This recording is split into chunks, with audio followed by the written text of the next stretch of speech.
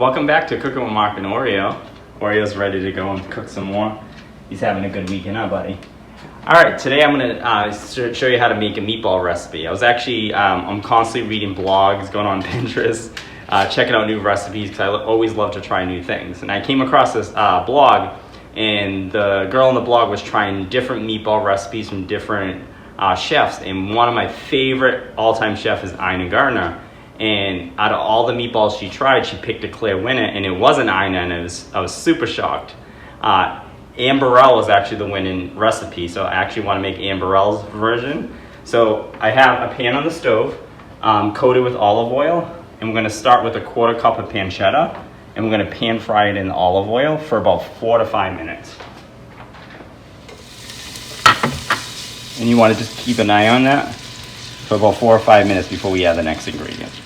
So the pancetta's been cooking about 4 minutes. You can see it's a little smoky, but pancetta tends to do that. But see how we got a nice crisp in there? Now you want to add the onions. We have 2 whole onions that I diced up earlier, and we're going to add that right to the pan.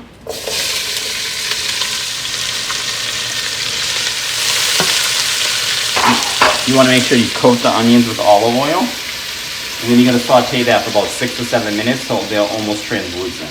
All right, now you're going to give the onions a salting. You want to put a lot of salt in there. Give it a quick spin. And then you're going to add 4 cloves of minced garlic.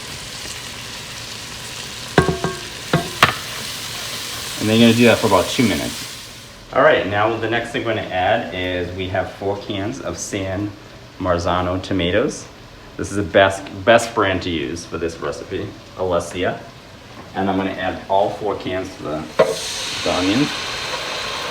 And with the last can, you're going to rinse the sauce off the side.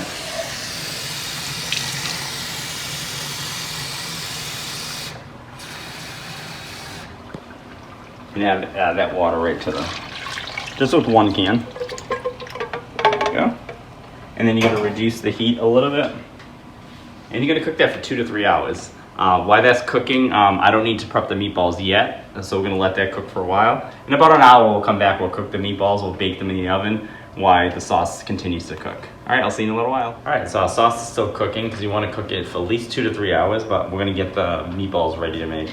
In my bowl, I have a 1/2 pound of ground hamburger, a 1/2 pound of ground pork, and a 1/2 pound of ground veal. All right, so in a pan, I have some olive oil sauteed in a pan. I'm going to add a whole onion diced.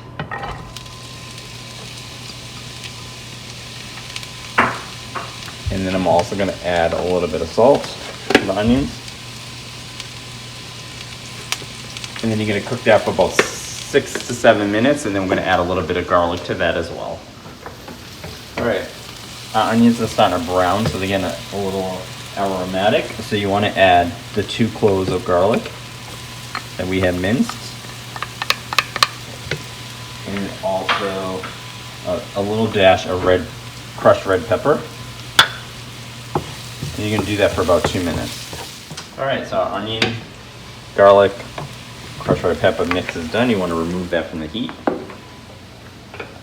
because you want that to cool a little bit. All right, so now we're going to get our hamburgers. Now we're going to get down and dirty. You want to use your hands. My hands are clean, but this is the dirty part.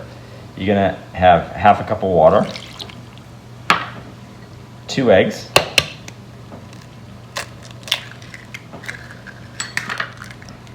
and then you're going to do a cup of grated Parmigiano. I grated that fresh. A cup of seasoned breadcrumbs. And a 1/4 cup of fresh parsley chopped. And now you're gonna get that and squish it and mix it. Feels disgusting. This is how you're gonna blend all this beautiful flavor. All right, now you're gonna add the onion mixture right to the ground meat. More salt, you can never have enough salt. And now you're gonna mix it again. Now our mixture's done. And now we're gonna make them into balls. And then you wanna pan fry them in a little bit of olive oil till they're browned, but then they're gonna go in the oven. So the first step is to make them into round balls. Depends on the size balls you like. Some like them smaller. That's about a good size right there. So you want to try to get them both the same size all the way through. And then we're gonna pan fry them. All right, as you can see, I got my balls to pretty even shape. Not every 2 balls are the same though. So now we're gonna bring them over to our pan and we're gonna pan fry them. You don't have to fully cook them because they are gonna go in the oven. You wanna get a nice browning all around all the edges. So you're gonna flip them like once or twice to get all around the edges.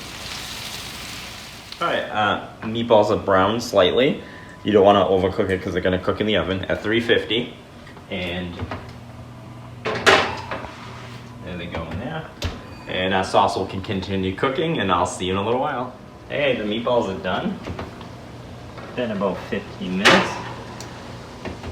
Oh, look how gorgeous those look. And they smell friggin' amazing. We're gonna actually drop them right in the sauce so they can absorb some of the sauce before we serve them. I'm gonna shake off a little bit of the natural oils that they produced. And we're just gonna pop them right in the sauce. All right, welcome back. We got it plated here. I have some gluten-free pasta made with hearts of palm that I get at my local health food store.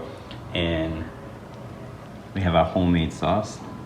Let's see if that blogger was right that Anne Burrell has the best meatballs. Oreo's waiting to see the verdict.